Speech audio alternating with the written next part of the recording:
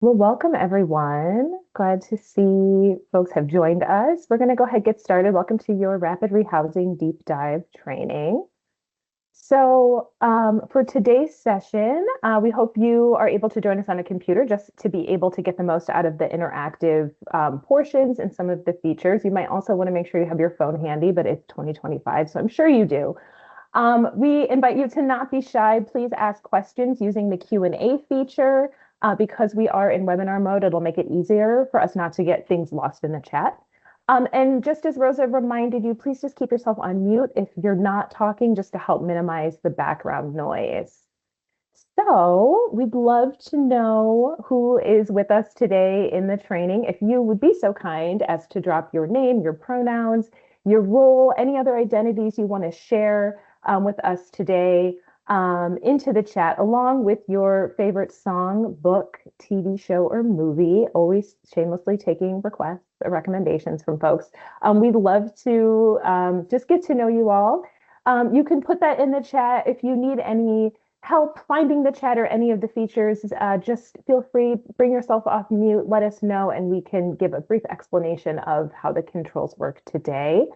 But seeing folks putting their names into the chat, welcome, welcome. I'll take this opportunity to introduce myself. I'm Allison Cordy with the Technical Assistance Collaborative. I'm joined by my wonderful colleague, Melanie, today. I'm based in Philadelphia, Pennsylvania. What else?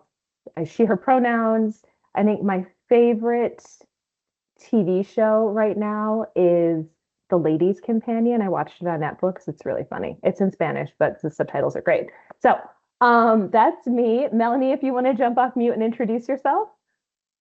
Hey everybody, I'm Melanie Mondello, also work for TAC. Thank you again for joining today. She, her pronouns, and I put in the chat, I'm into Law and Order, the old Law and Order, right? Starting at season 1, something familiar. So, but I'm excited to see what everyone else is into so we can get that list built. So thank you everyone for joining. And please, like Allison said, ask lots of questions today. We're here to help you further your rapid rehousing practice for your community. Yeah, I'm seeing some good ones in the chat. Broad City is also a classic. So, okay, I'm going to move us forwards because we have a ton of content to cover, never enough time. So, as I mentioned, if you have your phone handy, and again, I know you do, feel free to pull your phone out. We're going to move over to Mentimeter.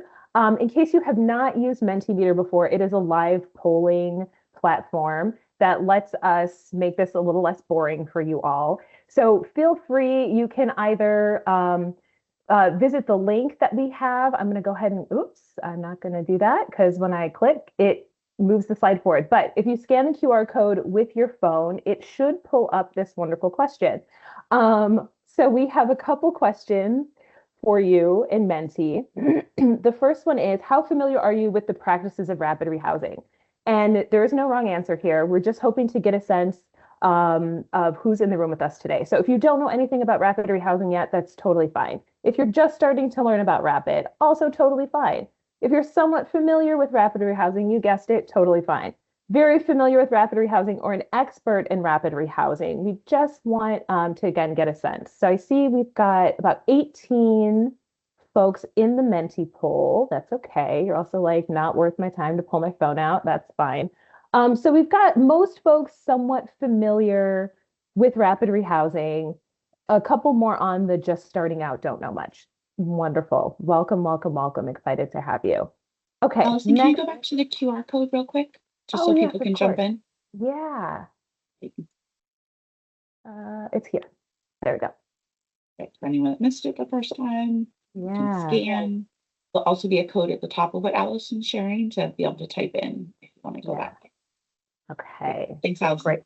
Yeah, no problem. Thank you for making sure folks get it. Oh, yeah, that's great. We got a ton more people in there now. Okay, so I'm going to push us to this set. Oh, no, this is wonderful. Okay, still most folks somewhat familiar with rapid rehousing, a few very familiar, some just starting to learn out, and a handful. Thank you, Melanie, for getting that in the chat. Just starting out, don't know much. That's okay.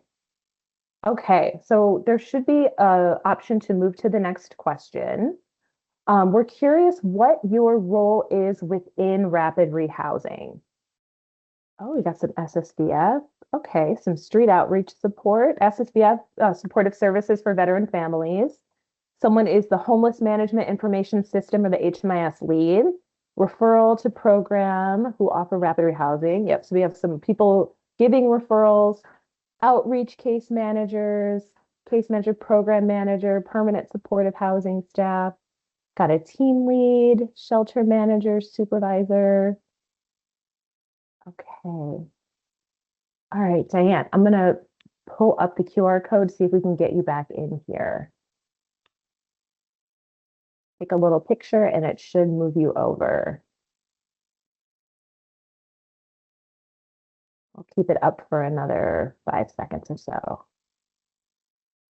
3, 2, 1. Awesome. And we got some folks participating in the chat too. Love it. Okay. Referral provider, project coordinator. Okay, here for learning purposes. Wonderful. Welcome. Good to know who's in the room. Got a lot of case managers and a lot of adjacent staff, rapid rehousing adjacent staff. I think that'll be helpful as well. Have some good insights or some examples to share with us as well. I'm going to move us to the next slide. Curious how long folks have worked in rapid rehousing. We did have a number of people, I think the most folks, right, on the call have are somewhat familiar with rapid rehousing. So curious how that equates to like time served or length of time working. So we've got someone who just started, welcome. I once did one of these trainings. It was someone's first day. So if that's you, welcome. We've got 10 years, 4 years, 5 years. Never worked in Rapid, might be another program, one of our adjacent folks. 5 years also just started. 2.5 years, had no idea what it was before I started. Right. 2 years, 2 years, 2 months, 9 years, never. 1 year, 8 months, 2 months. Okay. Lots of variety, right? I think we've got 10 years in rapid rehousing. You could be up here doing this training as well. So feel free to drop some wisdom in the chat about your experience here. Okay, I'm gonna take us to the next slide. Okay, no one's in trouble, I promise. Just curious.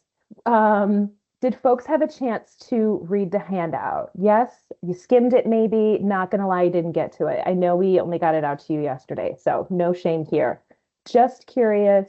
And also just a plug that you will have, you already have access to the handout, that material. We'll spend a few minutes going over it, but because we really want to take us deep into the ins and outs of rapid rehousing implementation, we won't spend too much time on it.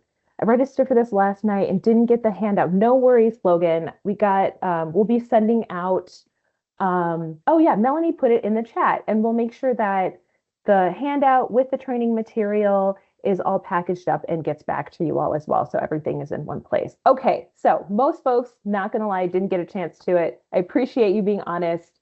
No shame. We're gonna go ahead and I'm gonna close out the Menti and then we'll move back to the presentation, but keep your phone handy because we're gonna revisit this for a future poll question. So thank you for going along with me on that. I appreciate it.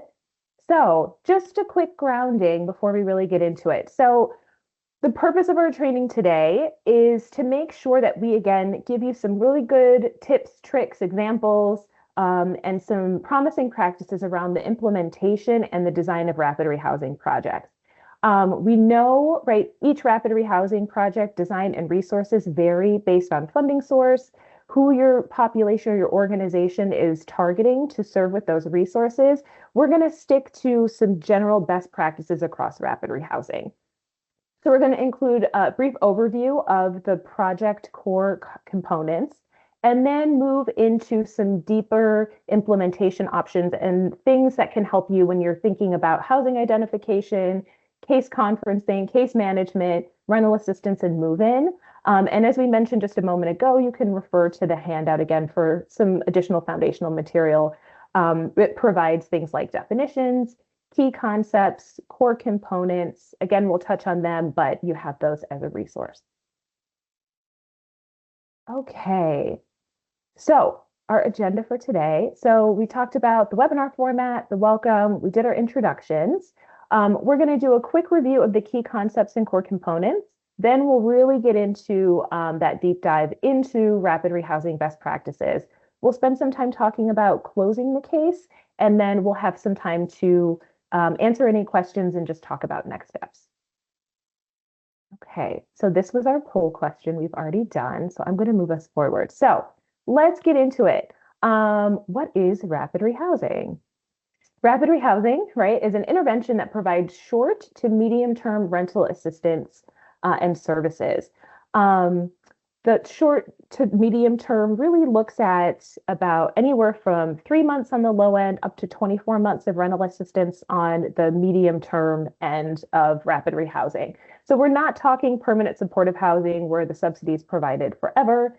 It is intended to be that short-term or medium-term rental assistance intervention that comes along with supportive services. So the goals here are to help people obtain housing quickly, increase self-sufficiency, and stay housed after that rental assistance period ends. We offer rapid rehousing without any preconditions, meaning we're not going to make people have a job. We're not going to make them prove any income. We're not going to withhold services or support if they have a criminal record, things like that, right? Sobriety is not the goal here. In rapid rehousing, the goal is to get people rapidly housed and then provide the follow-up support services after that housing is provided. So important to highlight that HUD considers rapid rehousing to be a permanent housing option, even though we know many communities use rapid rehousing as a stepping stone in some cases to get people connected to permanent supportive housing, or have been using it really thinking about it as more of a transitional program. So just important to highlight here that rapid rehousing, even though it is that short to medium term rental assistance, is considered to be a permanent housing option. Okay, so here's that review of the key concepts. So, okay, housing first. One of those key concepts. People need to get into housing as quickly as possible to recover from the stress and the overload of experiencing homelessness. We'll talk a little bit more about this in a few moments. Another piece, right, that is linked to these core concepts is around crisis response and crisis resolution. So we're again focused on solving the immediate crisis and preventing a near-term recurrence or return to homelessness. So this looks like quickly triaging an intervention, understanding what resources folks might need to get them into housing and to keep them housed. We focus on personal safety. We focus on de-escalating people's emotional reactions and their stress responses. We provide definite action steps to help folks be able to break down concretely, like what will you need to do in order to move into housing, maintain the housing, and sustain the housing. And then we also want to make sure we're putting in some recommendations that people will be able to follow so that they are reducing the likelihood that they will return to homelessness. Client choice. So people here, right, should be able to make their own choices, even while they're in the midst of a crisis, right? They may need more help than they normally would when it comes to making decisions about those choices, but ultimately client choice is a core concept, right? One of the most important things in rapid rehousing so that folks have a sense of autonomy and the resources that they need again to make those decisions. Progressive assistance. So we'll talk more about this as well. Progressive assistance describes providing just enough assistance in the amount of time, right, that's needed for as long as it's needed to make sure that that housing crisis is managed. So here, right, we're looking to adjust the level of assistance that's provided over time based on observation and interaction with the participant. And then community resources, making sure that we have ample resources, we know what those resources what it takes to access those resources, that they like the phone number is correct, the email address is correct. We know what people can expect when they go there so that we're able to provide that information to participants within rapid rehousing. So more detail on these 5 core components in the handout, but wanted to just quickly highlight them, touch on the definition since I know most folks didn't have access to that handout. Thank you. Okay, so review of the core components. So the core components are of any rapid rehousing program is that you'll need to offer the range of services and types of services, right, that households are going to need. And those things are housing identification, the process and the resources to actually search for housing, case management, and finally, financial assistance. So all three of these components work together in a collaborative way to kind of create your rapid rehousing program. So important to note that these three components are not linear, meaning you don't necessarily first have to do housing identification, then receive case management, then receive financial assistance. They could happen in any order based on the client need. These things don't work in silos, right? One common complaint about rapid rehousing is that folks think you get people into housing and then your job is done. Rapid rehousing is not housing only, but housing is one of the core components, right?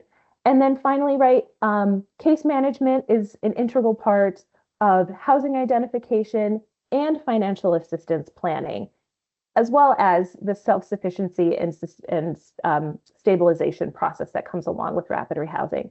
So all three of these components do not necessarily have to be in one component or do not have to be in one rapid rehousing project. But if you're not able to provide a particular component in your project, having that community resource or that referral partner will be even more critical in making sure that there is minimally access to the core components within the rapid rehousing project.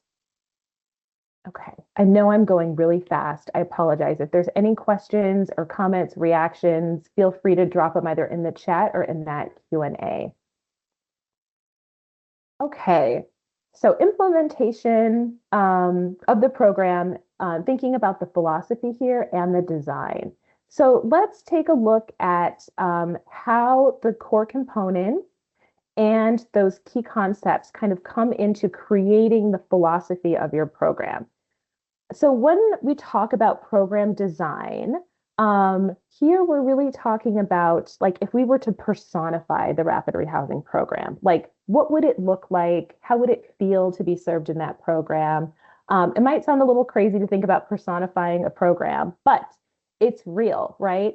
So when we want to think about the design of the program, I think one thing I like to ask always is how do people feel when they come in for services? Do they feel like, they've been left in a windowless room by themselves and just left on a computer to try to search for housing? Or are they coming and actually receiving, or are they received by a case manager? Are they making a connection with someone? That type of stuff. Well, a little touchy-feely, but it does make a big difference in the experience in the rapid rehousing project. So, okay, program philosophy and design. So starting to think deeper about housing first, right? As we talked about, housing first means housing without any preconditions, such as going into any type of rehab treatment, not requiring sobriety, not requiring folks to have a minimum income, right? Everyone's assisted immediately, right? To begin the process of exiting homelessness. And so when we look at the program philosophy and the design here, we're talking about a homeless assistance approach that prioritizes providing permanent housing to people experiencing homelessness, thus quickly and rapidly ending their homelessness. Housing serves as a platform for which people can pursue personal goals and improve their quality of life. And then issues, we're looking to identify any issues that may have contributed to housing instability in the past that we can start to address and that will help lead people to maintain housing permanently. And we do that by offering supportive services and helping folks feel comfortable with our presence, right? Really working to build that relationship once the person finds housing, right? So we want people to feel like we're taking their housing needs seriously and that our goal is to get folks into permanent housing, pursue their goals, and make a plan for future success. Okay. So another important thing when it comes to the program design and philosophy, right? When we're serving clients in rapid rehousing, it's especially important when we're trying to move people towards positive outcomes, right? That we don't screen folks out for the following, right? So for example, we're not going to screen folks out for having zero income at program entry. We're not going to screen people out because they've never held a job or they appear to us, right, to be having a low chance of being employed in the future. We're not going to screen them out because, right, we don't like their attitude or we don't think they want to change.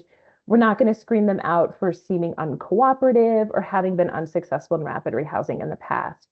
We have data that shows that rapid rehousing can help a range of people, even folks that have zero income. And the program can still be successful with all types of folks when their housing plans are created to focus on quality case management. So, right, again, rapid rehousing, not housing only. But we do see success of folks with 18 to 24 months of a rental assistance subsidy that have allowed the client or the household to and the provider to develop a permanent housing plan. So with that short to medium term rental assistance does come the time, the ability, and the potential to make rapid rehousing a permanent housing option. So it's important that we just stay aware of our own biases and check ourselves, right, when we feel like someone might not be a right fit for rapid rehousing. Um, if it is anything on this slide, right, any of the reasons that you might be thinking, oh, these folks might not be a good fit for rapid rehousing, important to, again, just check in with ourselves and see, why am I feeling that this person might not be good for rapid rehousing? There might be a very rational reason for it, but based on these features alone, not good enough to just say rapid rehousing is not going to work. We have to offer the resource if someone's minimally eligible for it. Okay, so a little context now on considerations for serving survivors in rapid rehousing projects. So, some additional considerations for serving people who are fleeing intimate partner violence or domestic violence. So, in addition to just checking our biases, right, we want to make sure folks are aware um, about safety considerations for survivors. So, it's critical that as we're engaging with folks who have disclosed a history of domestic violence, that we are talking and focusing the conversations about where it's best to do things like have home visits, right? Is it safe for a particular case manager to come over, conduct a home visit in the house just to be able to check around? Or would we want to have a home visit maybe at a third party?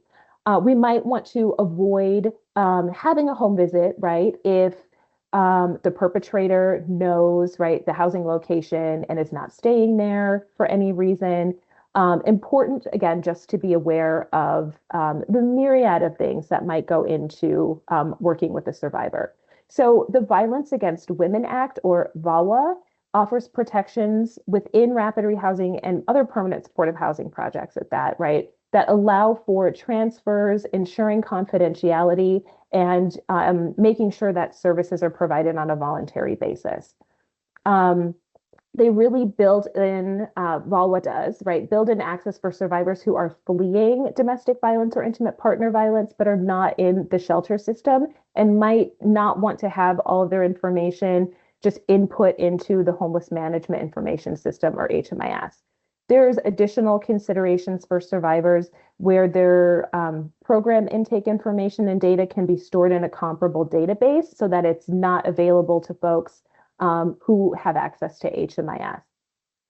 Also important to make sure staff at your organizations are trained and have knowledge of trauma-informed care, have solid relationships with organizations or partners that focus specifically on serving survivors, and that there are known resources that we connect folks to. Understand as well, right, there is an impact on specific cultural groups that might avoid using domestic violence shelters or any type of homeless services as well, but might end up presenting for services at your organization, just because of cultural practices or social stigma, or these informal networks that rely more so on friends and family versus any type of social safety net service. Also important when working with survivors in your rapid rehousing program to understand, right, that the need for legal services support might be higher, and that there are additional protections that VAWA answers, or that VAWA provides, excuse me, on fair housing protections to make sure, again, folks aren't being disproportionately impacted by the presence of domestic violence in the household, so that we're not, right, moving to either penalize folks or disproportionately punish them when there are these protections available for households in the Violence Against Women Act. Okay, so we're going to talk a little bit now about achieving equity in rapid rehousing. So we just talked a little bit about the considerations for survivors and how sometimes it can look like for tenancy, for example, if you have a perpetrator in your life who is causing lease violations, there is that disproportionate impact.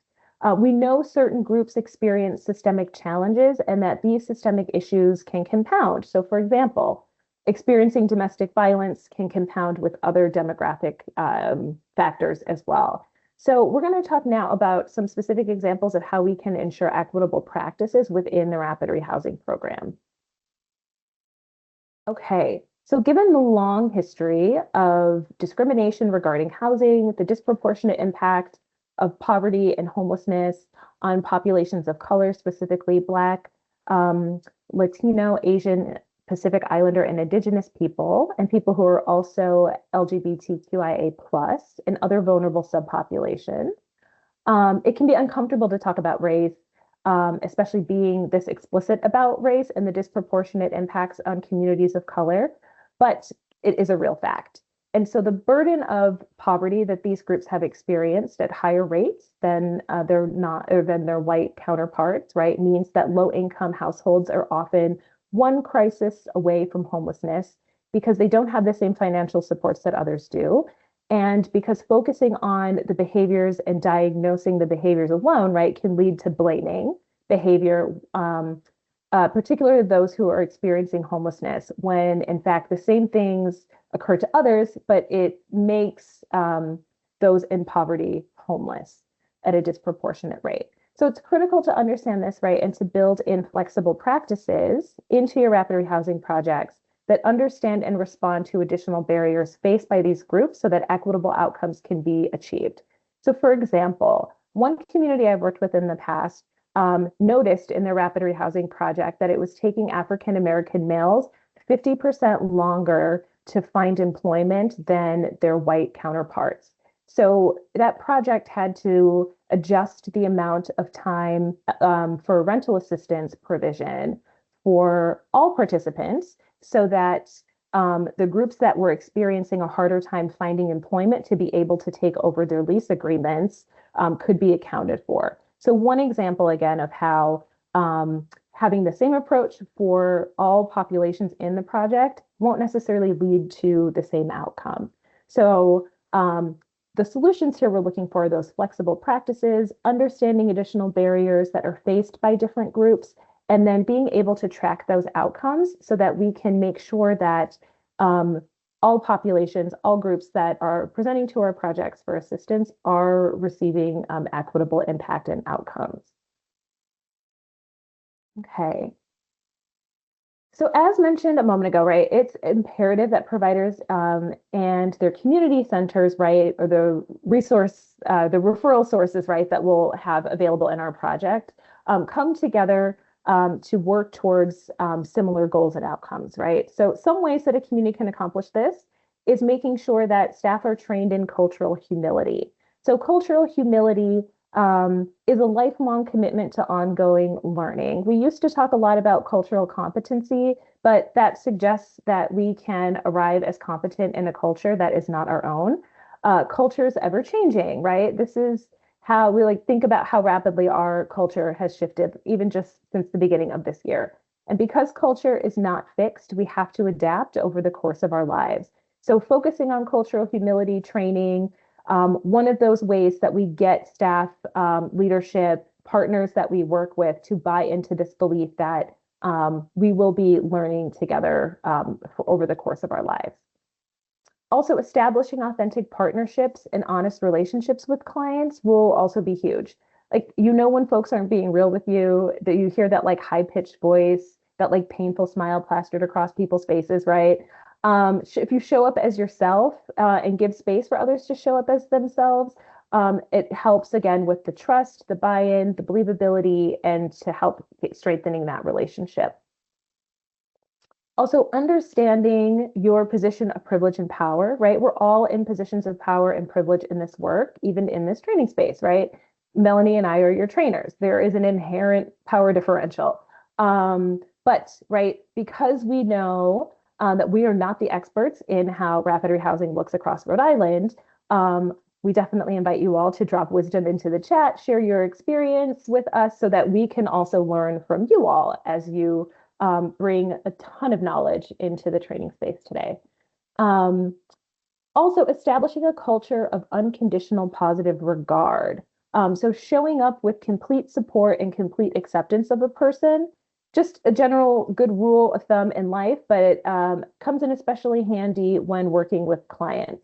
So life is difficult enough, right? Like never be the one to tear your client down. So having these tips in your back pocket helps with staff, helps build that culture, helps enrich the design of your project and offers those opportunities for learning with staff. Okay, a few more here. So hiring staff that reflect the clients being served. A quick and easy way to do this is to look at your demographics within your rapid rehousing project, see who is showing up for services, compare that with local data at either your city level, your county level, your organization level, and just take a look at your staff and see how you're doing in terms of hiring staff that reflect either the cultural identity, the gender identities of people who are being served. And then building in flexibilities into the processes, procedures, and resources to be responsive to the needs of specialized subpopulations. So for example, Black and Brown people, LGBTQIA plus folks, and other vulnerable groups. We know, right, these groups have the added burden of facing overt discrimination and unconscious bias. So making sure that policies are flexible to help overcome that burden will be of tremendous value in helping to achieve equitable outcomes. Track the outcomes by demographics and disaggregate your data again. So you're looking specifically at various subpopulations and not just at the whole like the program as a whole. And then adjust your practice, right, if you're seeing or noticing that equitable outcomes are not being achieved. Okay, I've said a lot. I'm going to pause before I hand it over to Melanie. Any questions, comments, concerns, reactions thus far? How are folks doing? You still with us? Okay, seeing a little bit of nodding. Cool. All right, Melanie, I'm going to pass it over to you. Great. Thank you, Allison. Now we're going to go a little deeper into the principles that Allison framed out at the beginning, and some of them are also in the handout that's pinned to the top of the chat. First, we're going to talk about progressive engagement or progressive assistance. Allison, go to the next slide. A lot of the material that Allison and I are going to go over next, there's a lot of words on the slides. There's a lot of information that you can refer to after the training. You can take it back as you're thinking about it, you're sharing with your teams. So we're not going to read everything that is on the slides going forward.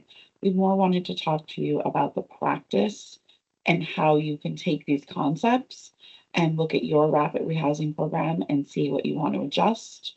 If you have a great practice, again, like Allison said, please share that in the chat.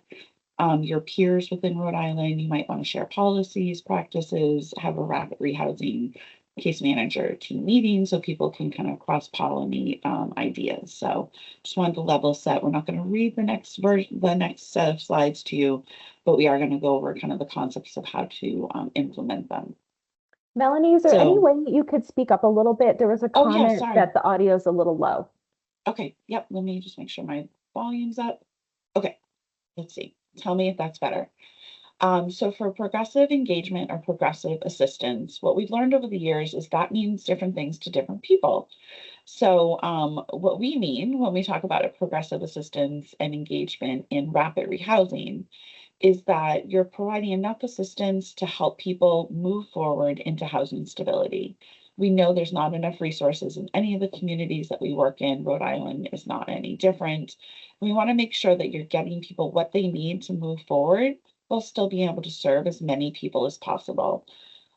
Progressive assistance talks to how much rental assistance you're going to provide, which is already detailed in the Rhode Island written standards. It already talks about how you will do rental calculations within rapid rehousing programs, but it's also about the amount of case management and services and connections that you're going to provide. If you provide everybody all the resources in the community within the first 2 weeks of meeting them, I guarantee they're not going to remember them in month 2 when they might have the bandwidth to actually engage with those resources.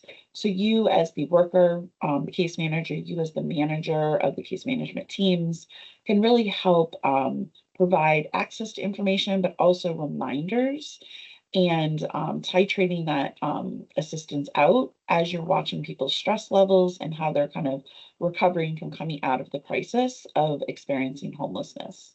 One way that we've seen programs do this are with caseloads and with case management, uh, kind of the numbers of people that you have. If you have a lot of new people on your caseload, you might have a smaller caseload for a while because you're probably working more intensively with people. If you have more people on your caseload or near the middle or end of the term, you might be able to have more people on your caseloads because people are getting more independent. You're more of a resource, a touch base. So this is something that you can't prescribe where everybody is, but in your team meetings and as you're talking with your manager, it's really important that you look at that and make sure that people have the resources that they need to be able to serve the people that are on their caseload, and that they have the ability to bring in peers and have conversations with that going forward. So, next slide. Okay, housing identification. I'm just going to do a quick check. Can people hear me better? All of my volumes are up. Hopefully people can hear me a little better than they could before. Thumbs up. Okay, I see some thumbs ups. Okay, great. Okay, housing identification. Obviously, this is a core component. This is probably why a lot of you got into the field if you're in a rapid rehousing program, is to help people actually exit homelessness. We'll go to the next slide. And I think one more. There we go. So when you're thinking about housing identification, you can't go right to just the apartment search, right? We all have different needs. Having an assessment process and having a way to discuss what you find in that process with both the clients and your teams, if you need some feedback, are really important part of your rapid rehousing design. So when you're thinking about housing assessment, there's 2 buckets. There's the barriers that landlords may put up around screening. So there may be apartments available in your community, but landlords have their own ideas about who they want to rent to. They have income guidelines that they may want, housing histories, may not be as lenient about criminal histories, those types of things. So just talking with the people that you're serving around challenges they've had before in being rejected from apartments. And then once you have someone in housing, there'll be housing retention barriers. We're going to go more into both of these, but really you want to think of them in 2 different buckets. Also important to say, this is not something you do at program admission. So this isn't what's going to be on your application or your screening intake forms for people to come into your project. This is something you do when people are admitted to your program. You're starting that housing search, you're starting to get to know each other.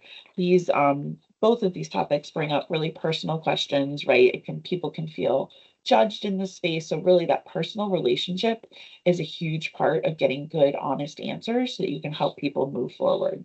We'll go to the next slide to talk about screening barriers a little bit more, and then we'll go into the retention barriers. So again, here, a lot of words on the screen. When you're thinking about the screening barriers, there's 2 pieces to this. One is your landlords. You as a rapid rehousing team, either individually within your project or as a community, know the landlords, know kind of where their wiggle room is, know what would make a difference if you made a call to advocate on someone's behalf, know if you go with someone to an interview to look at an apartment, if that's going to make a difference or not. So when you're looking at those screening barriers, it's really talking with people about how many apartments have you applied for? Do you get callbacks? Tell me about what that looks like when you're calling a landlord for the first time, or if you have brokers that are doing your apartments. Have people tell you about things that have lost them apartments in the past that now become a screening barrier. Like if people had multiple court-ordered evictions. Landlords can get to that history. Really thinking about, as the case manager, not just, okay, you have 5 evictions, it's gonna be really hard to get you housed, this is kind of impossible. It's not what you're gonna say. You're gonna say, okay, you had 5 evictions. Let's talk about those a little bit. What happened? Was it that you lost a job? Because we can explain that, right? Is it that the building was sold and the new person didn't want, was gonna rehab the building? Really talking through the situations that lost people past units that landlords are gonna look through will help you advocate with the people that have the units in your community. So thinking about it in those two pieces, what is the person's experience and how are they presenting? And how can you help them provide the information landlords need without providing too much information? And then your landlord profiles, who kind of keeps track of who is with us in this partnership in the crisis response system, where are the desirable units, who needs security deposits, utility deposits, kind of what are all the ins and outs of there. So when you're thinking of those tenant screening barriers, you'll have a checklist. You can share that with people. You can train up new staff on that. But it's really about that personal relationship if you're going to get down to the real reasons that people have maybe gotten lost apartments or not been able to get in the door to the apartments that are available in your community. Go to the next slide. Here we have housing retention barriers. Here, again, there's a lot of things that can help cause people to lose housing, whether you're homeless or not, right? Just there's a lot of things that can happen in apartments. Here, our caution is around housing retention barriers. Everybody has characteristics that could possibly lead to a loss of housing, but you don't want to assume that everything that people do that maybe is not what you would choose for them, is going to lose them an apartment. An example that we usually talk about is, people, if they have a substance use, if they, drink a 6 pack of beer every night. Some people do that and never lose their housing. Some people, it does cause an issue where they become not a good neighbor. If there's loud behavior that then costs them their housing. So it's not really about the substance use. It's more about the behavior and what happens based on that action that the person's taking. So when you're thinking of retention barriers, again, you're getting into someone's really personal information about how they live, how they keep their apartments, and how they use the space that they live in, just like all of us. So it's really thinking about, okay, what did landlords tell you before that got you evicted? What is it that has caused problems with neighbors? What don't you understand about maybe how to be a tenant? Some of the people that you're serving have never been tenants on their own. Maybe it's the first time they're holding the lease. Maybe they need to understand the kind of the basic tenets of tenancy. Here to thinking about looking at the lease to make sure that the lease that the landlord's offering matches what the client and the person that you're working with can really provide and abide to keep that apartment as a place that they can live. You're going to get this information a little bit from your interviews when you're talking with people. You're going to get most of it once someone's in housing and you kind of see any feedback from the landlord when you're meeting with people at least monthly, probably more. You'll kind of see, what landlords like and don't like, what kind of gets people into trouble with keeping apartments. So those home visits and those like really honest conversations where you've created a safe place for people, that's really what gets you the housing retention barriers, because they're going to be very specific for each household, and there's no one size fits all assessment for what these are. Let's go to the next slide. So here I talked about this a little bit, really thinking about like the cause, not the actual action that's happening, but what's happening to make the thing that's causing the housing problem occur. Those kind of reflections and those skill buildings, that's where your team comes in really strong. As you're thinking about the process for your rapid rehousing program, you again kind of have checklists, right, that go over these key things. It can be a great training tool. There's a lot of people that are new here who are thinking about this for the first time. But what you don't want to do is you don't want to pull out a piece of paper and be like, okay, you have this problem, you have this, right? This is a conversation. So make sure you have tools for your team but don't make those tools a barrier to creating that authentic relationship with people so that they can be really honest with you about the challenges so that you can help them find a real solution. Because as Allison said, this is permanent housing, but we're only around for 24 months at a max, sometimes a lot shorter period of time. So really thinking and having that process and really making sure that you're using your case management team meetings, your peer relationships to really talk through like, hey, I have this situation. What have you seen work? And just really using all of your resources to brainstorm to figure out like the cause of the barrier, not just what the barrier is that you're seeing. Let's go to the next slide. Here again, sorry, jumped ahead a little bit, talked about this a little bit already, but we talked about like, what's causing it so you can help people not continue the same behavior or the same action. Also, this helps you as a case manager when you're helping people with budgeting. If someone has an action or behavior that costs X amount of money, that should be part of your budget. Don't pretend like everyone's going to change all of their habits just because they got housed right away. It takes time to create new patterns of behavior for all of us. You will become experts in conflict management and conflict resolution because sometimes it's just misunderstandings. It's not speaking the same language. And then a key place where we see a lot of rapid rehousing programs struggle, but it's really important, is making sure that your staff understand the lease and making sure that you're translating that probably 50-page lease sometimes into a 1 or 2 pager of like, these are the takeaways for what the lease means for people. So let's go to the next slide. As you're gathering all this information, we're going to spend just a little bit of time about housing search and the plans that you're going to kind of develop with people. You've met them, you've gathered all this information, you've gotten really personal. The person is experiencing homelessness. We need to get them out of that situation as quickly as possible. When you're first meeting with people, first you're going to think about that safety plan. Like, what do you need right now to be safe? Are you already somewhere that's safe? Do you need an interim step before we get to, right, the apartment that you're going to be moving into? Um, that initial plan will also talk about, like Allison said, like, how are you going to search for housing? Is the case manager going to be the primary and bring in the client? Are you both going to search? Are you checking in weekly? How are people going to get to apartments? Do you need to go over bus lines and bus routes? Will you be able to provide transportation vouchers? All those details that can seem really obvious about the housing search plan, it's important to make sure that people have access to listings, access to transportation to get to listings, and a clear idea of how often they're going to meet with your team to be able to follow up to see what went well, what didn't go as we planned, and then be able to move forward.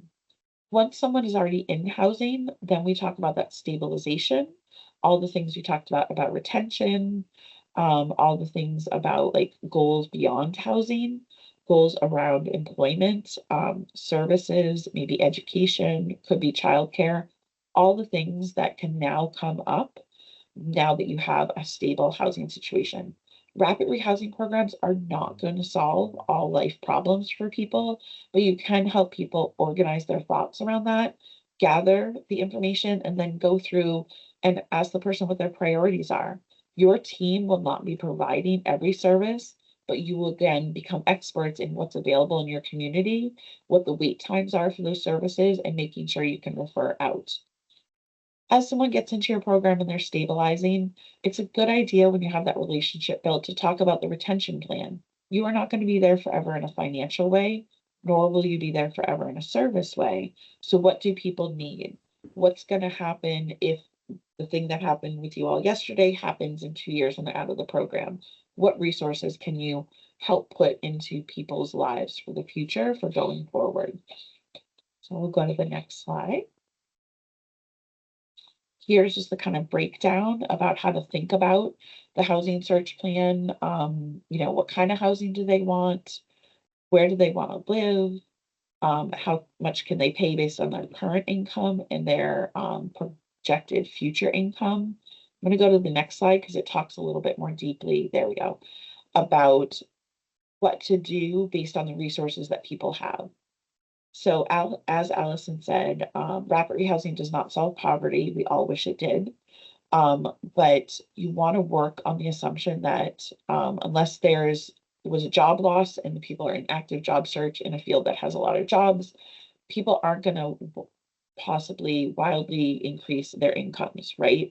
People will gain incomes, they will incrementally move up, but you don't want to set such false hopes that incomes are going to triple, right? Just because they have case management services. You really want to think about where people want to live, where they can afford to maintain a housing unit once the program ends. Opening the conversation about shared housing is an important part at the beginning of a rapid rehousing, or maybe even at your annual check. If someone's in an apartment, it doesn't look like they're going to get the income. Like, is shared housing an option? Is there a roommate they already know they might want, or another family that you can do matching with?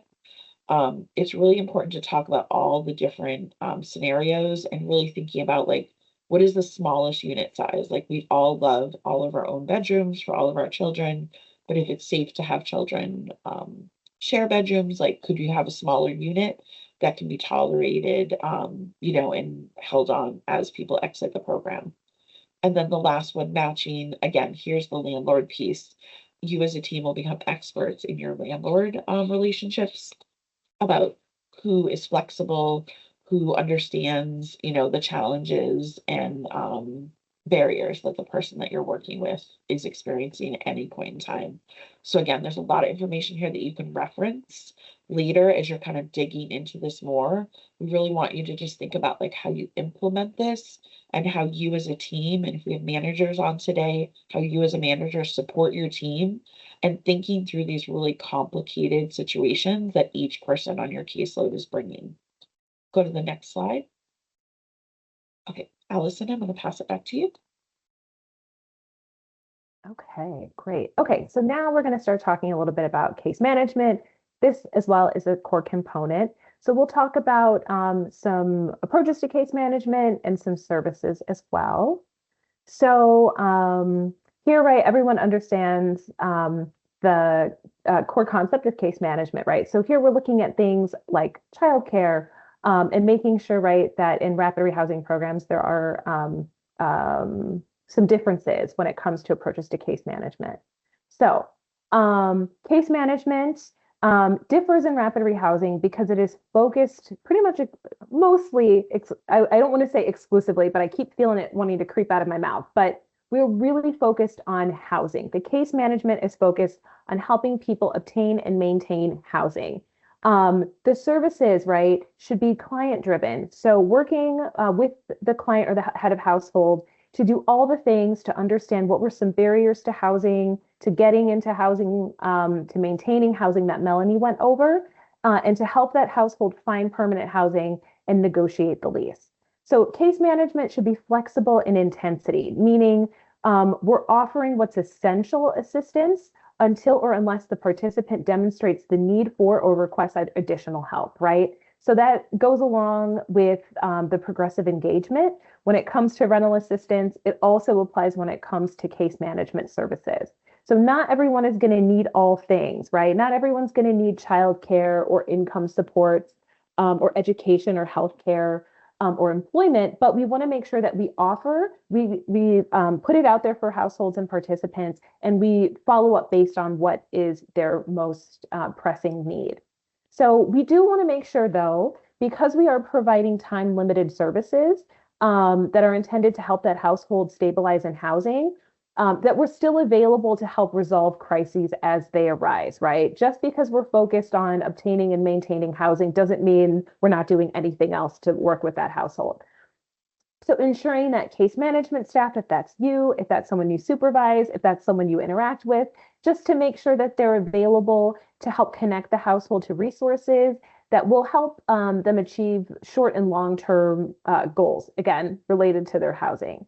And as always, services are voluntary and they are client directed. We can't force folks to participate in case management.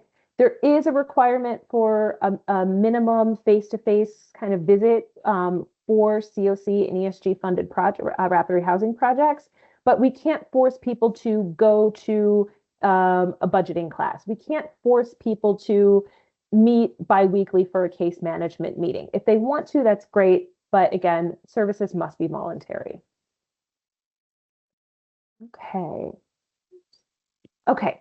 So what do we mean by voluntary services? We did talk a little bit about making housing plans, right? But if we're thinking about how to have client centered services, this looks like ensuring that the client or the head of household chooses the goals, that they are defining the goals, and that the case manager is there in the assisting role, right? So the case manager can assist with methods to achieve those goals, right?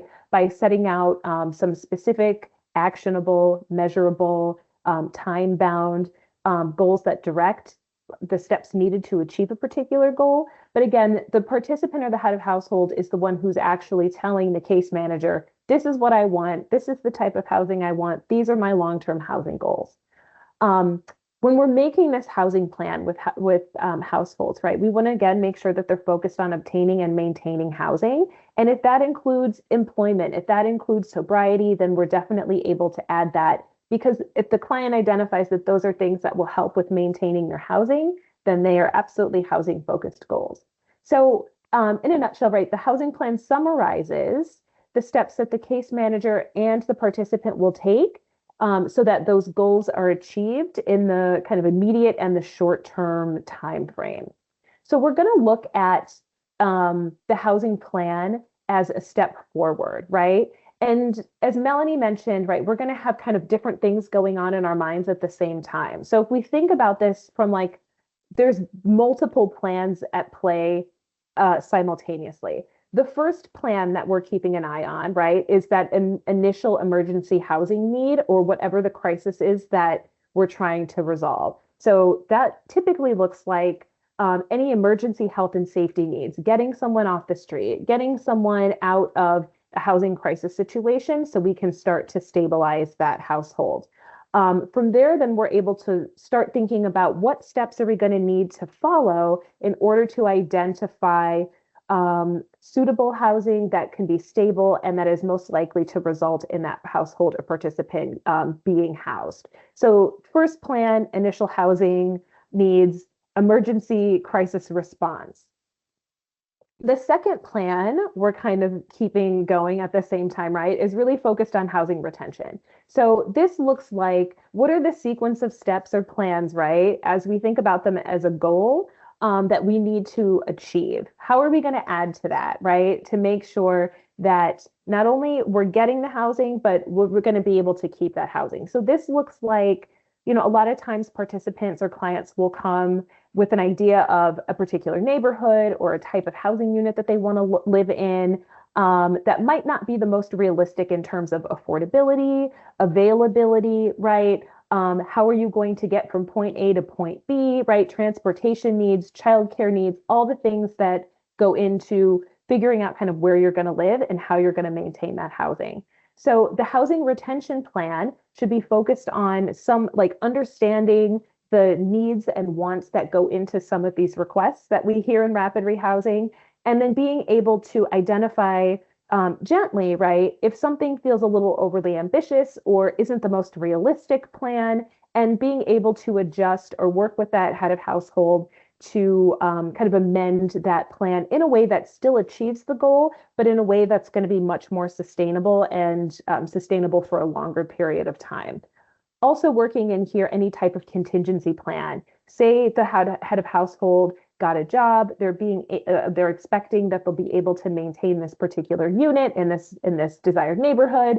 But let's say the job doesn't pan out or they end up losing the job for unforeseen reasons, right? So having a relationship that enables you to pivot and adjust or change course as needed will also be really helpful here.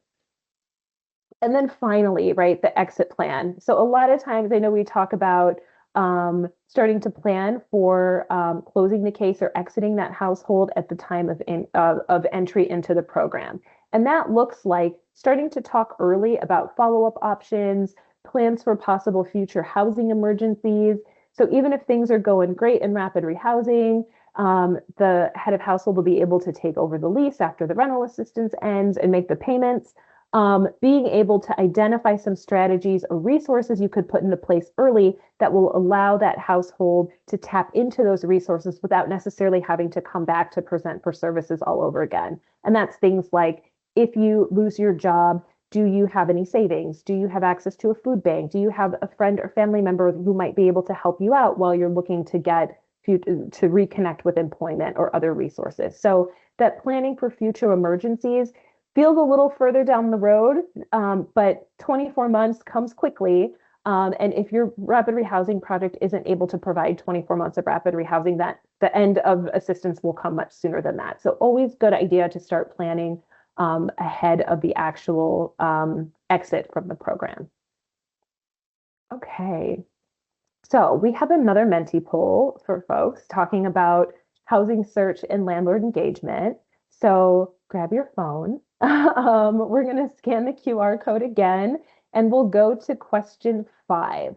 So housing search, landlord, relationship management tends to come up a lot in rapid rehousing projects, as I think one of the most common challenges that folks who work in rapid rehousing have. So we want to hear from you all. So I'm going to navigate back to the Menti and move us to, navigate back to the Menti. And question 5, we're curious to know if you have a dedicated staff member or a particular staff role that actually does the housing search, right? So is there one person at your organization that is responsible for searching for available housing units? So we have so far, yes, we have a team. Ooh, team sounds awesome. No, but we should. Unfortunately, no, not at this time. Extended medical leave. Hope they make a speedy recovery. Okay, so not at this time. Gotcha. So some do, some don't. Seems like those who don't recognize the need or the benefit. Tracy in the chat mentions, yes, we have 2. That's awesome. The more the merrier, right? Not at this time. No, our case manager handles this alongside some other duties. Yes, that was my life when I was a case manager. Okay, so yes, no. Okay, so for the sake of time, I'm going to navigate us back. Thank you for participating in our second to last, penultimate Menti poll, just to get a sense of what you're all working with when it comes to housing identification. So landlord relationships, right? So we know housing identification is a core component of rapid rehousing, right? The goal of which is to quickly assist program participants to identifying new housing, right? And exiting homelessness.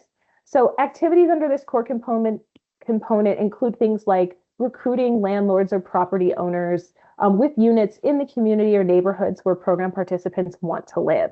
So as Melanie was talking about barriers, right? We're also want to be thinking about, well, what are some of the needs, wants, desires that folks have when it comes to identifying their housing, right? Having a team, you're super lucky. Having one person, super lucky, that can help do this, right? So relationships with landlords is the thing that's going to give you access to more housing units. Securing housing. So once you have that robust network of landlords or property owners, property managers that you have good relationships with, the more you have kind of in like in your network, right, the faster we're going to be able to get folks connected to those resources. So our goal here is to secure housing within 30 days. I know you might be thinking she's crazy. It's never going to take 30 days. It might take a lot longer than that.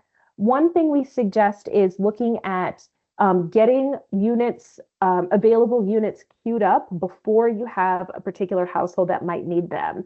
One strategy that helps with this approach, right? Because you're thinking, if I don't have a household that needs it and the unit's available now, I'm not really doing anything with that resource. But working across other rapid rehousing projects in the community or neighboring communities can also help with this, in that you're creating this culture of like, hey, I've got a unit, you've got a household, maybe you'll have a unit and I'll have a household, so we can start to leverage support. So not every case manager is out there pounding the pavement looking for available units, right? There can be a little bit more resource sharing. So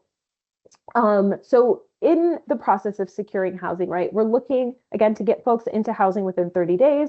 we're looking for housing that can be maintained after the project based on what the head of household or the client is bringing into the situation. Maybe that's employment, maybe that's some benefits, right? So things that'll be sustainable after the assistance ends. And then other resources or other help that people can access that will, again, help improve the likelihood that they will be able to maintain their housing. And other things that folks want to live nearby, right? So things like what's the neighborhood, what are the amenities, what's the transportation situation like over there, and what resources exist in that part of town that you might be able to tap into should you need assistance in the future. Okay.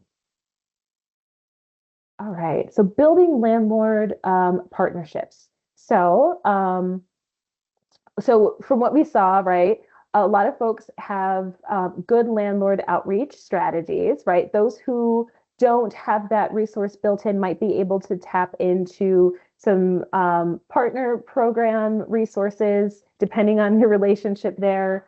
But yeah, so in general, right, if your project offers attractive incentive for landlord partners, right, and your program knows the types of concerns that landlords have when it comes to their needs, right, and can respond accordingly, right? This might look like offering a 24-hour call assistance, right, or assistance line. Landlords love that, right? Just to have a phone number they can call to feel that their needs are being met, right?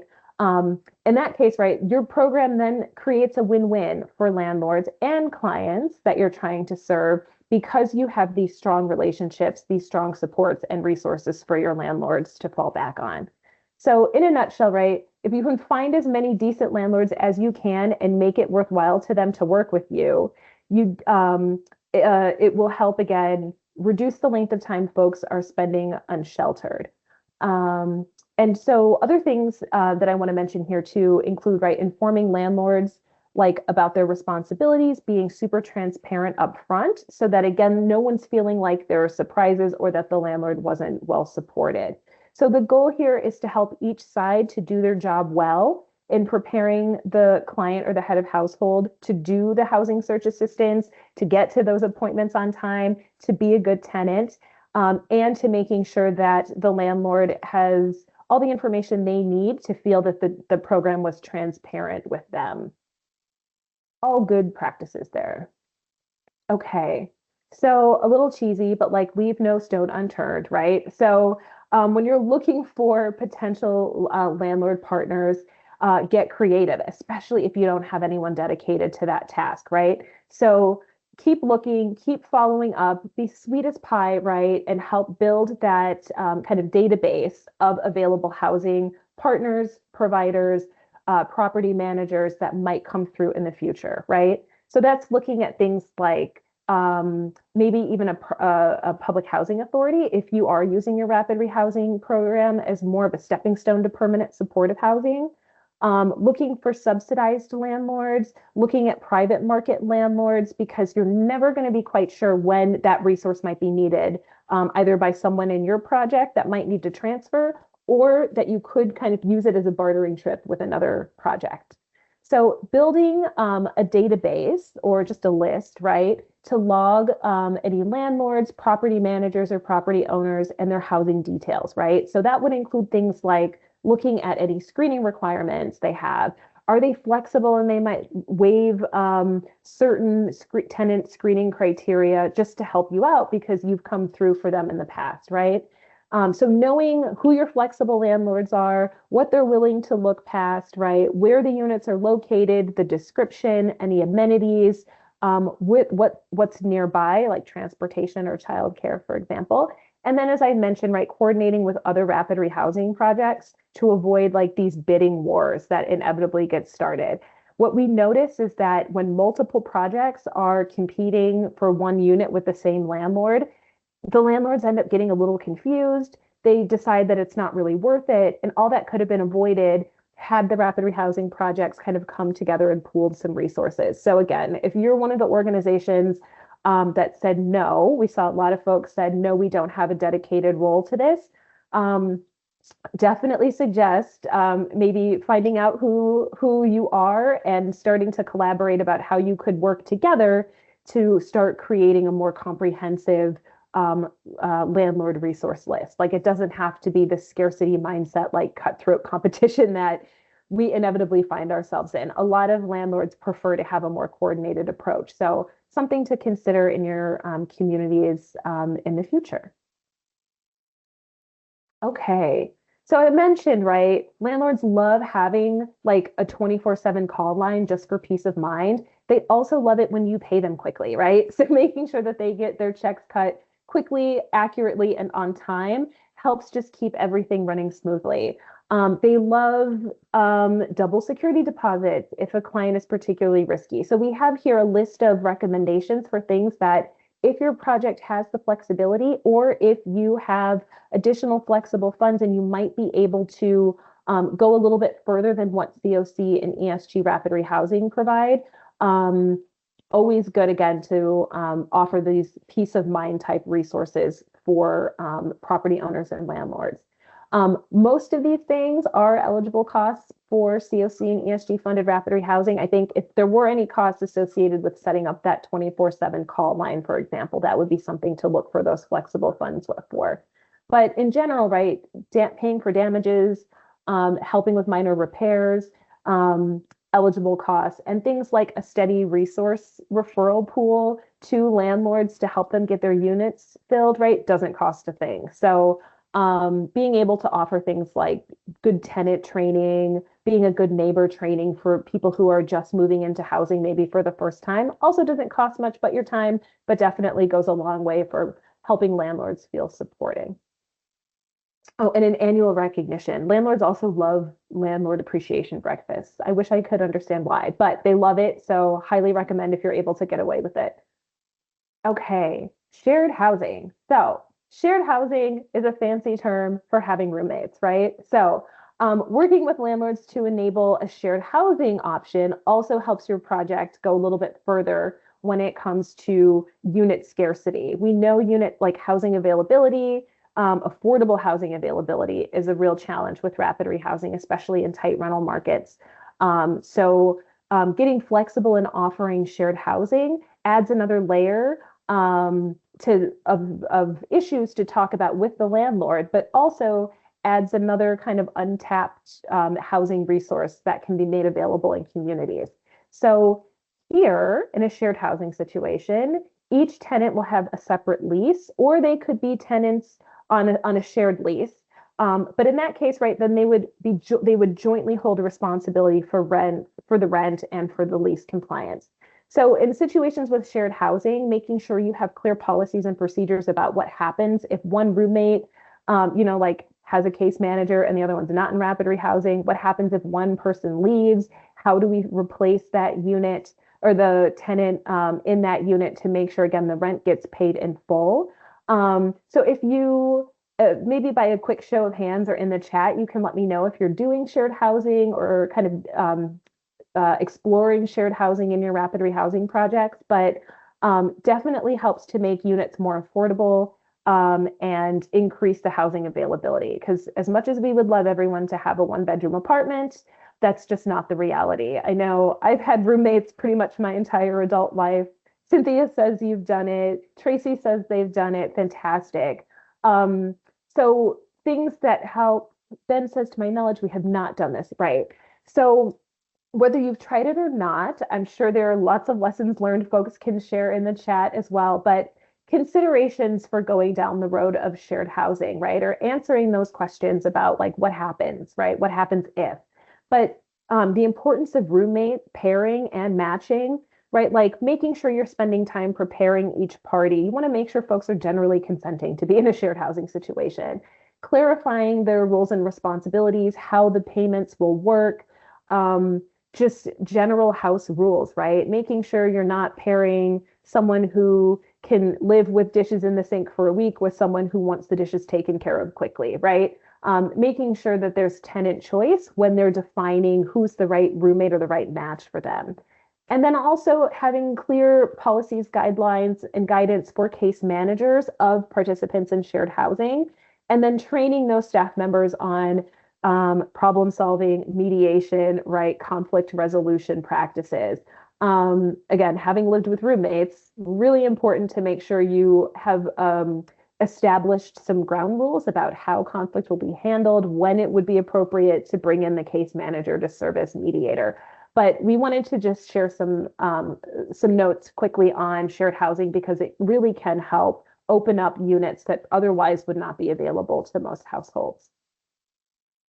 All right. All right. I'm going to keep us moving for the sake of time. And we're going to pivot a little bit to talk about financial assistance, right? Rent and move-in assistance. And Melanie, I'm going to pass it back to you. Great. Okay, we can go right to the next slide. So this is a really quick section. We'll go next slide. Talking about rent and move-in assistance. So like I mentioned, Rhode Island COC, Continuum of Care already has rent written standards that you need to follow if you're a rapid rehousing program. But there are other things you want to think about when you're thinking about move-in assistance, such as security deposits, if your project can provide them or somebody else, utility deposits. Some people have that in their budget, some people don't. Moving assistance. And then one that's not often thought of that we wanted to touch on is community resources to actually help the apartments feel like a home. We worked with a client, a provider like yourselves, who they were having a really hard time. People were getting apartments but not staying. They kept, kind of abandoning these units they found.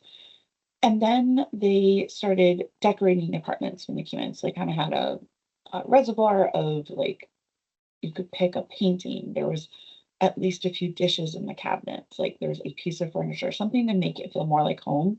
And they saw their apartment retention rate climb. So just something to make it feel like you weren't in this like blank slate of like white walls with nothing there. Really helped people kind of be like, okay, this is mine, this is where I live, this is my space. So some of the soft things that our federal partners are not going to pay for, like furnishing apartments and, paintings and just making it more personal, that can really make a difference after you've done that big housing search, work with landlords to help people really kind of take ownership of that unit. So I'm not going to spend a lot of time, like I said, on the rent because that's all detailed in the Rhode Island written standards. But let's go to the next slide, and we're going to think about the budget for your project. I can't do a training like this without talking about you will be monitored if you have federal or state funds. So as you're thinking about all the things that you're going to be paying for, rent, utilities, utility deposits, security deposits, there's a lot of paperwork that your team has to process to make sure that you are showing that these are eligible expenses. So again, this is a little above and beyond, but I have to talk to it. This is here for your reference to make sure you're working with your managers and your finance team to make sure that things that you're paying for, you have the backup and that they're eligible. It's the right unit size. It's, a 3-bedroom wouldn't have only one person in it. Your utility allowances are supported by a utility allowance sheet. You're keeping timesheets for yourself to show like maybe you're both the manager doing the reporting, but you're also doing some case management to back up your team, making sure that your timesheet reflects all of that. Happy to take questions after this training about this, but I just wanted to put this for your management team and all of your funders, just to highlight that it is important to fully document what you are doing so that you can not pay back the money at a later time. The last thing I wanted to say in this kind of section about rent and move-in assistance is this is where the budgeting and your recertification policies start coming in. So working with your clients on a realistic budget that really talks about their actual expenses that they're having as a household. And then looking at your recertification policies for how often you're going to look at income, when you're going to count income, that will change their rent amount, things like that are really important to make sure that you don't have an unintended barrier within your project design. So we'll go to the next slide. So again, that's really quick because you already have your local standards in place for paying rent. Go to the next slide. I think we're going to skip the poll so we can keep in kind of the meat of the topics.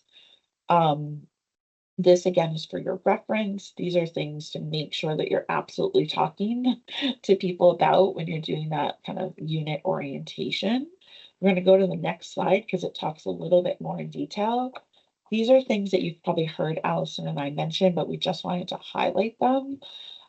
Tools for clients. Again, some of the leases I've seen when doing monitoring in Rhode Island and other places, I can barely get through them. The amount of writers and legal like there's just a lot there. But there's key things that you actually need you to know as their case manager and the people need to know as tenants. So the more you can summarize, have a tool or a process where you're summarizing the key pieces of the lease or highlighting like here's the language about what you can and can't do. It's really helpful, I think, to people, especially as people are feeling overloaded. They've lost housing before because of things that maybe they did that the landlords weren't expecting. Anything you can do to reduce the stress about what is expected, I think is really important. This also helps as your caseloads change. We all come and go from our jobs. If this is in your chart, anyone who's covering for you can quickly go and look and be like, okay, if you did want to get a pet, like here's the process. And then we can talk about budgeting and talking to the landlord and what kind of a pet and those types of things. So it's just really important to have not everything in your brains all the time, but have a little bit of these key pieces of information come into your chart. So again, reference for you later. Let's go to the next slide. So how do you find out that there's a problem? Um, Allison talks a lot about talking to landlords. You do that when you're finding units. You also want to do it while people are in units. It's okay to call landlords and say, how are things going? Is there anything we can do? Also a good time to say, do you have any units coming up that maybe we can help you fill. The home visits, again, Allison talked about, there's special considerations if you have people who are in where they're fleeing in a dangerous situation, or maybe they're in another dangerous situation, they need a transfer.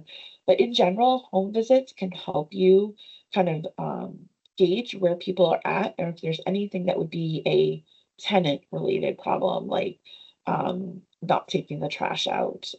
I had a person once that was always taking the batteries out of like any of the detectors in the unit and just kind of talking through kind of like what landlords want and how to mitigate that to make sure that there's not a behavior that could lose someone the housing that you both took a really long time to find. So it's about conversations. Again, we wish we just had this magic checklist that would make all of this happen. But if you haven't figured it out yet, rapid rehousing is about relationships and about really prioritizing keeping the housing so that your other partners in your community or maybe within your agency teams can really help people on the longer term needs.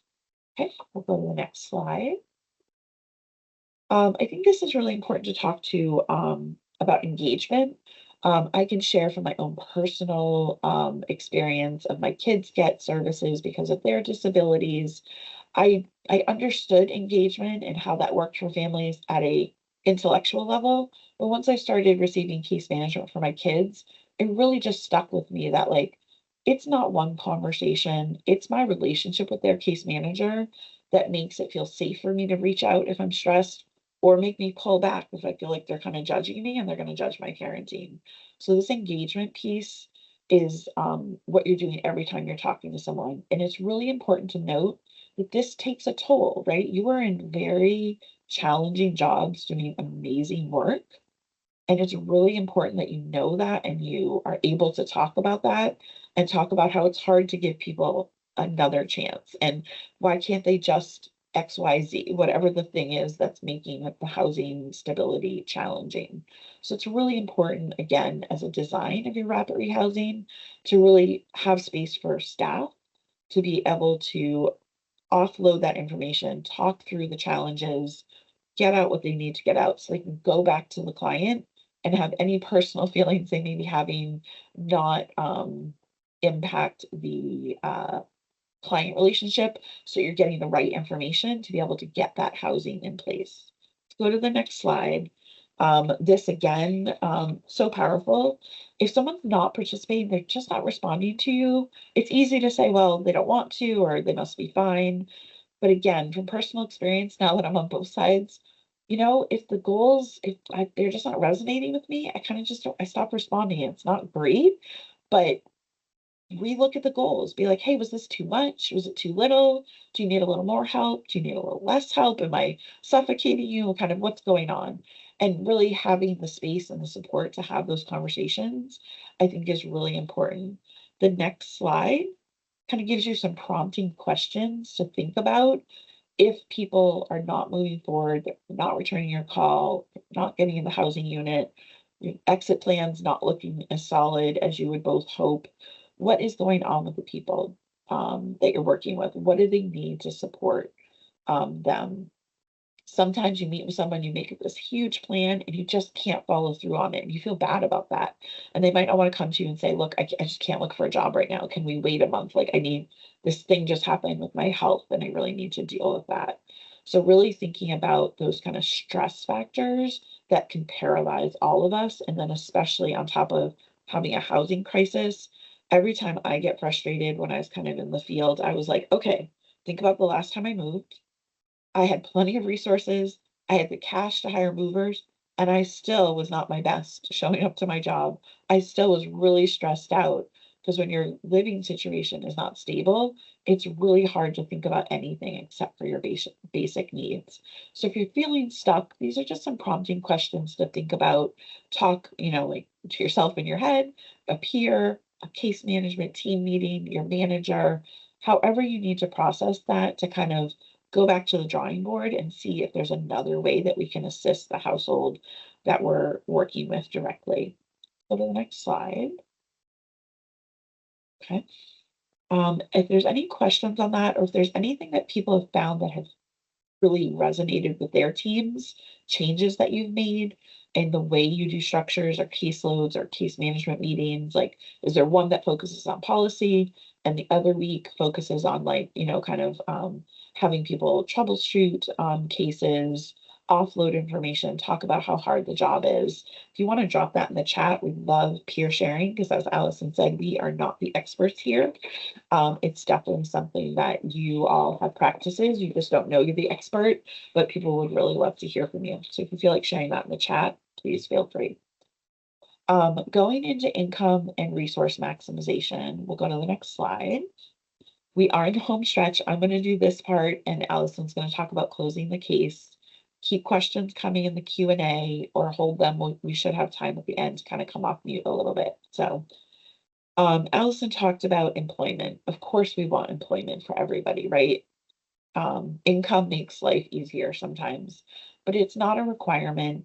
And depending on the referrals that you're getting from your coordinated entry system for your rapid rehousing projects, it could be people that employment isn't their first goal and it's not something that's going to happen in the near term. And you're more looking at maybe resource connections and benefit connections.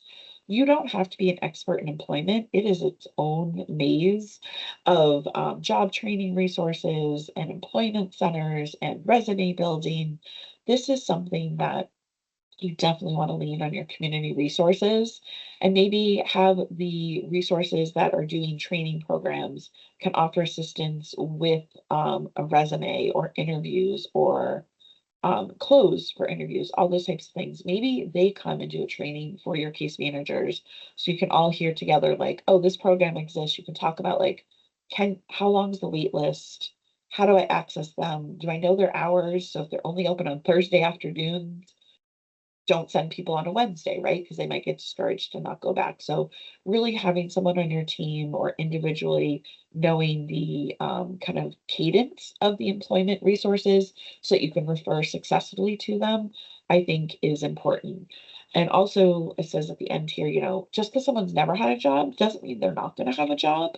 So really, again, just talking candidly about what happened, right? Talking to people, building that relationship. You can say like, are you not employed because the job didn't work out? Are you not employed because you had a mental health crisis and now you've dealt with that? And let's see what we can tow back into those waters. Also under employment, I think education. Are there resources that can help people do certificate programs to be like a more competitive candidate? Are there GED programs if that's a bar that people are setting for employment? So it's just, again, something to think about. It's easy to feel like you have to be an expert in everything, but you have experts in your community that you can lean on. Go to the next slide. Again, kind of talked about this a little already, like where were people coming from? What's the current situation? So what you don't want to do is set people up to like take a job when you know maybe they're taking a 30-hour a week job, but they have this health condition, they have doctor's appointments that are variable. Maybe a 20-hour a week job is where to go. And again, the available jobs in your area, that is really going to be something that you learn the longer you're in your job, and you can really lean on those employment resources, the job training centers and whatnot in your community to go forward. This next slide is really talking about the stress. We like, well, I don't like seeing people in this state of being, but we know there's a lot of stress for people when they're thinking about their income. They know they don't have enough income. They know the bills keep coming in and there's not enough money to make each month, really be like they want to see.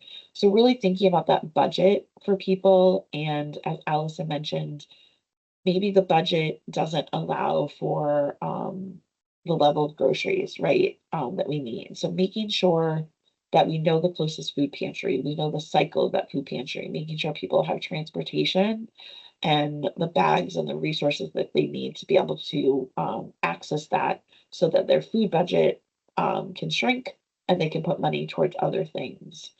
We all have habits, again, like I talked about earlier, that can take some of this discretionary income and send it away from housing and into other things.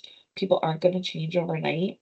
We all have stress responses that make you spend money that you maybe shouldn't or don't. Like I door dashed my lunch yesterday, probably could have made a sandwich, but I just was so stressed. I just needed something really quick and probably spent more than I needed to, but that's going to happen. Allowing people to be human and really talking through those things and what the budget is now and what the goal budget is. This is where that idea of shared housing might come up of like, look, this is where you are. Is there something we can think about for when this lease is up to go to a shared housing or a smaller unit or a less expensive but still safe area for you? So really thinking about that human aspect of it's sometimes non-compliance is just non-compliance of I don't want to, but a lot of times there's a really underlying reason that people aren't responding to you and aren't able to follow a budget or follow up on benefit applications for the things that are available in your community. So just wanted to kind of, again, keep that in your mind. I'm going to keep plugging those case management team meetings and those peer support opportunities because sometimes you're too close to the case and you just can't see this, maybe a possible solution. Verbally talking it out with one of your peers can maybe help you think like, oh yeah, we didn't follow up on that. Oh yeah, they changed their hours. I need to tell the person, those types of things. So again, it's just something to think about. You're definitely gonna work on income and budgeting, but thinking about the how you're doing it will help keep you healthy and hopefully help you help the households that you're working with. Okay, go to the next slide. If you haven't done budgeting for yourself or with somebody else that you're working with, these are some of the key questions that you want to talk about, like really talking about all the income sources, whether they're jobs, whether there's, kind of gig employment that people are doing or any other sources of income that they have, really getting the trust so you can talk about debts. Maybe this is where legal services, if there's debts that can be cleared, maybe some legal services can help with that. And then it's really important to know, like, we all would love for all of us to pay 30% of our adjusted income for our housing. But a lot of people who are exiting homelessness, who even aren't exiting homelessness, they are going to pay possibly more than 50% of their income towards their housing. And not everybody who pays that much ends up homeless. So it's really helping people find the best balance they can within the resources while also setting them up for future success to continue to build longer term resources beyond the rapid rehousing program. Okay, the next slide is just an example as you think about your local written standards. This is just one example of how you could calculate rental assistance. Again, in Rhode Island, you already have this settled. Read your written standards, give feedback to your COC if you have any ideas on that. I'm going to pause there. We'll go to the next slide. And again, if there's any wisdom that you want to share in the chat, please do. Other than that, Allison, if there's no questions we should answer right now, I'm going to pass it to you for the next section. Jordan had a question in the chat. It looks like Ben chimed in and Amber backed that up as well, depending on if the household has a Section 8 or housing choice voucher. So appreciate that as well. So closing the case, really, I promise, home stretch. So as we mentioned earlier, right, closing the case is really easier if you start planning the exit from day one, right? So you're going to help someone secure the housing. You're going to help them set up for that housing. And then you're going to help them think about how we're actually going to maintain that housing. So as you've heard earlier, right, there are going to be those goals and those steps to achieve the stabilization goals, the personal goals, the housing goals, right, that the household identified. And all of that is going to come back into play when it comes time to close the case. So really, again, we want to start planning for exit at entry. Case managers, as you work with your clients in rapid rehousing, review the progress that they're making on achieving those goals. Keep the folks might not need 24 months of rental assistance. Some folks might only need 6 or 7, right? So being flexible and adjusting and checking in with folks about what's working well, or if there's a crisis, being able to offer additional months of assistance to help them stabilize after that. And as always, right, the client and the case manager should work together to create that exit plan to solve any potential problems, anticipate any future problems, and identify any specific community resources that might help in the future. So when is it time, you might be wondering, to close the case, to complete the services, and to ultimately exit that household? So as Melanie has alluded to, there is no universal checklist, unfortunately, that we can give you that will predict the right time to close the case. It's going to really be dependent on each individual household, their circumstances and situation, and how they're progressing towards those goals. So you could ask yourself, though, is there enough income to pay the rent for at least the next few months, right? Remember, we won't eliminate severe rent burden for most people. So that idea of paying 30% of your income, while it sounds lovely and wonderful, I pay more than 30% of my income for my housing. So I think keeping that in the forefront of your mind as you're having this conversation about what's realistic for the household will also help, right? Is the person fulfilling their end of the deal when it comes to the lease agreements, right? This doesn't just mean like they're perfect tenants, but it means that like the landlord can confirm that there's no significant problems. They're not behind on rent. They're not getting in fights with the neighbors, right? And they're generally in compliance with the lease. So again, we're looking at those linkages or those other community resources that might help keep the housing stable. So childcare, a job, legal support, credit repair, things like that that can help mitigate any future conflict as well. And then finally, right, does the person agree that the goals have been met and that they are in fact ready to exit? I know it's always a little bit scary after you've built a good relationship, you've got good rapport, you've got, again, like you're vibing with the participant or the household, right? But and then it's time to exit. And sometimes that change can trigger or activate rather some type of housing crisis. So making sure that the participant wants to complete the services and that you've had a conversation about what it will look like, right, to no longer reach assistance. What are the expectations for maintaining rental payments, for maintaining a good relationship with their landlord, who they could call if they needed an advocate if it's not someone who is part of the program. So once we've kind of looked at what at those different areas, right? We've looked at some of the indicators for closure, right? But generally, the landlord's happy, the housing is stable, there's income in place to manage the rental payments. We've got those other resources, and the participant is generally feeling like, yes, this is something that I can manage. And we're not in that moving to close the case. So just a plug, I've been a case manager, Melanie's been a case manager. We understand stress is real. The burden is real for case managers in this work. So just a quick slide on how to be sure you're checking in with yourself, right?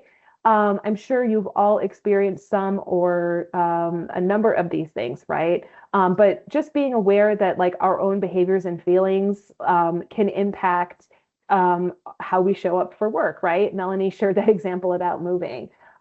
Remember that like these feelings are normal. It's part of being human. Just recognize them, name them, help manage your own stress level so that you can make sure that you're not projecting any of this onto the households that you're working with, right? Self-care is not only important for you as individuals, but for the work that we do with our participants to make sure that we have the space, we have the bandwidth to show them that unconditional positive regard. So again, just a little something for you all to have to check in with yourselves. 677 401 Oh, I hear someone reading a phone number. Just a reminder to mute yourself if you are not unmute. But okay, so a little more about contemplating this exit. We like to interject between the exit slides with that kind of case manager self-care slide because some of those feelings can kind of impact our judgment about what a household needs, what a household is capable of, or starting to get a little like paternalistic about deciding what might be best for a household. So as you're contemplating this exit, don't do it alone. Ask a friend, ask a supervisor, ask a colleague, I should say, to discuss that slide we had about whether to move to close the case or to continue the services. You can discuss this in case conferencing, have a case consultation with your peers, and then consider, right, does this decision primarily benefit the interest of the participant, or are we acting in the interest of the program? Do we need to serve more unduplicated households? Thinking about like reporting and compliance as an example, right? So remember, we owe it to the households that we're serving to act in their best interest, whether that means it's time to fly or it's time to offer a few additional months of rental assistance, right? Making sure we're acting in the best interest of the household. And then remember, remind yourself that the great majority of people who receive rapid rehousing do not actually return to homelessness. We know people are a lot more resilient than we think they are, especially in helping professions, right? If I'm not doing something for you, then I'm not doing anything, kind of is this mantra we hold. So understanding, right, that most folks who are exited from rapid rehousing do find ways to be successful. Even if they do end up becoming homeless again, we see data that shows that people are much more, again, resilient, but more than 80% will not return to homelessness within a year, even 2 years. So as we're thinking about those resources, what linkages we can provide, they actually do really work to prevent immediate returns to homelessness. And then connecting participants to a longer term subsidy. So I know some folks on this call today are in permanent supportive housing. I've talked about some communities using rapid rehousing as a stepping stone to other permanent supportive housing projects. I think here it's important to understand, right, case managers, you can play a role here in helping get your participants connected to housing choice voucher wait lists, applying to other subsidized housing units or other affordable housing units that are available.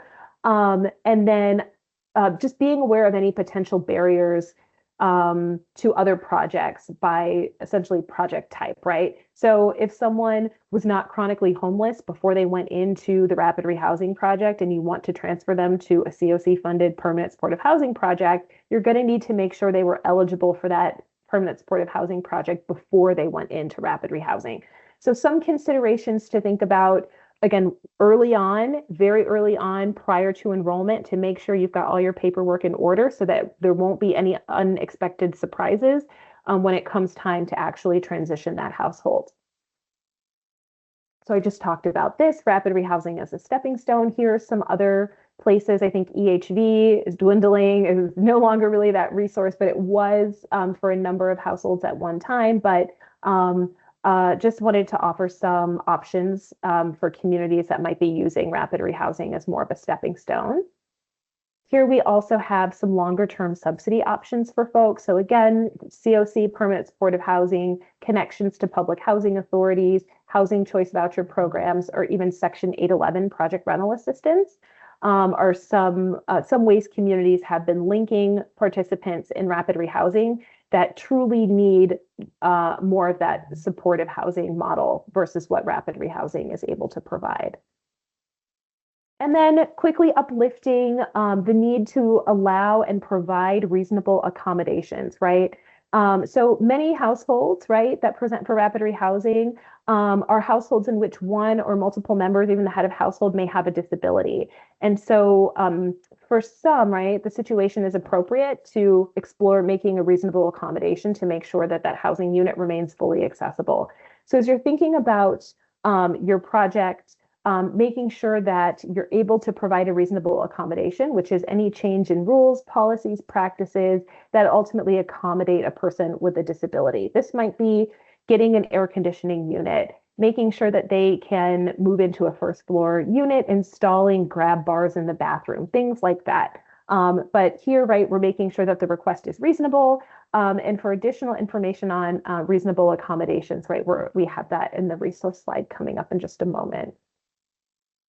So, okay, so here we go are some additional examples of reasonable accommodations I talked about briefly.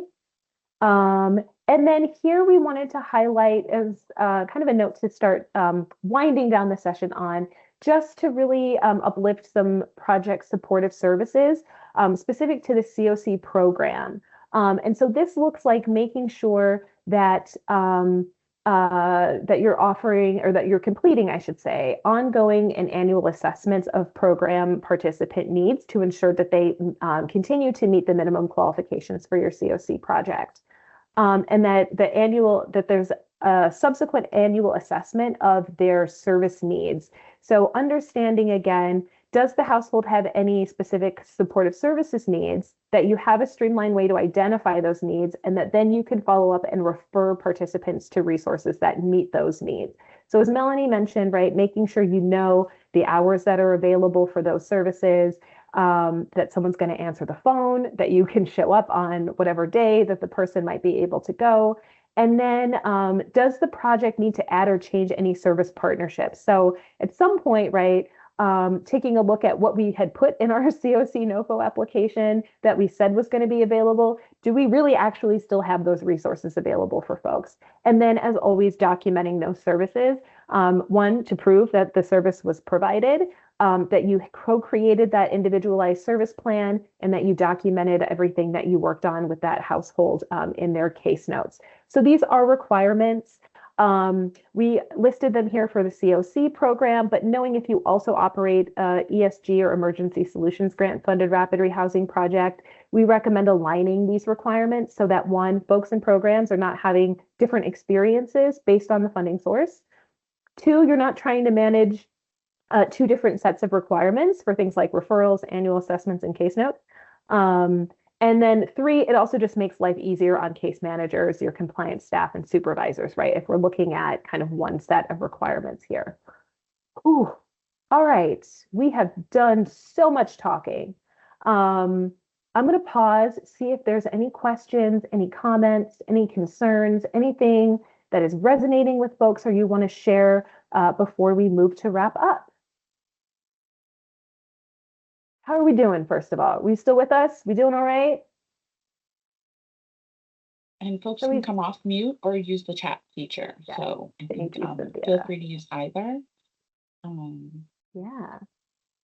I saw a hand and then it went away. Doing good. Thank you, Kayla. Thank you, thank you. Glad to hear. I'm going to check the Q&A and see if there's anything else there. Doesn't And while look people like. are thinking about that and you're checking the Q&A, I think we said it, but it's worth repeating. You've probably heard us talk about a lot of things. You're like, yeah, we do that. I've done a lot of monitoring in my time at TAC and before TAC. Make sure you're actually doing it and everybody on your team knows about it. So I've monitored many programs and the policy manuals is this beautiful thing. And I go, show me, and they go, show you what? Write your policies and implementing, and you have a lot of turnover. So making sure that you're doing the things you think you're doing and that they're rolling out the way you want them to. Again, hard with high caseloads, but please take that reflecting time, because you might have a great practice. It's just not actually in practice and needs to be kind of refreshed or revived. So just from what we've seen. Yeah. Logan expressing appreciation. Thank you. We appreciate you all for being great audience members. Glad it was informative, Hannah. Tatiana, glad you're doing well. So thank you all for attending. I told you it was home stretch. We appreciated being with all of you today. Thanks for letting us talk at you for the better part of 2 hours. And the final slide here, we have just some resources that we put together that talk specifically about a number of things that were mentioned in the slides as well. But with that, I think we are good to go. So I'll turn it back over to you, Rosa. Yeah, thank you everybody who attended. We will be sending out an email with the slides, the handout, and a survey. We really want to hear from you all. Want to continue offering trainings, and your feedback is very important on that. And so we will follow up with you all with an email. And thank you so much for your time. Thanks, everybody. Thanks. Bye.